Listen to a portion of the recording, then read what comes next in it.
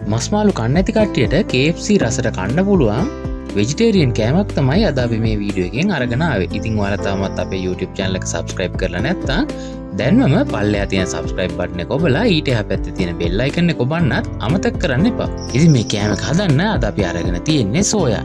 Soya ගන්නකොට ටිකක් ලොකු size එකේ සෝයා ගන්න. අරගෙන සෝයා තම්බලා මේ විදිහට වතුර ටික ඉවත් කරගන්න. මෙතන අපි අරගෙන තියෙන්නේ සෝයා ග්‍රෑම් 100ක්.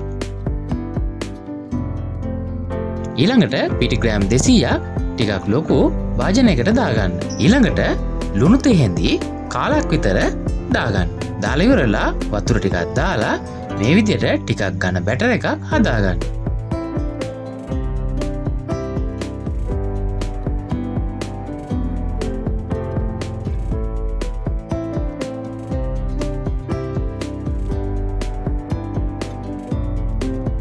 බැටර් එක හදාගත්තට පස්සේ තවත් පිටි ග්‍රෑම් 200ක් අරගෙන එයට බේකින් පවුඩර් තේ හැන්දක් එකතු කරන්න.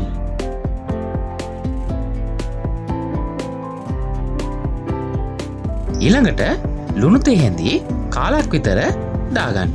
ඊට පස්සේ පිටි ටික හොඳින් අතින් කලවම් කරගන්න.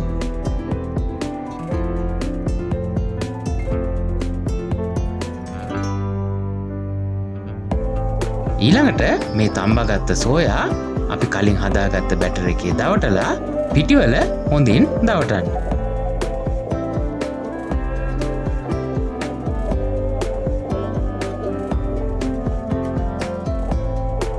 පිටි දවටපු සෝයා එක නැවතත් බැටර් එකට දාලා නැවතත් හොඳින් පිටි දවට ගන්න.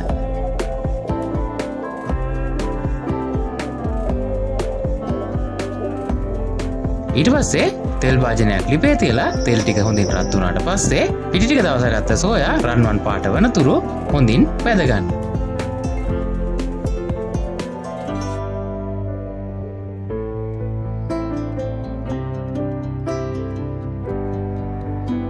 ඉතින් ඔයාලා තාමත් අපේ YouTube channel එක subscribe කරලා නැත්නම් දැන්මම පල්ලෙහා තියෙන subscribe button එක ඔබලා ඊට එහා පැත්තේ තියෙන bell icon එක ඔබන්නත් අමතක කරන්න එපා.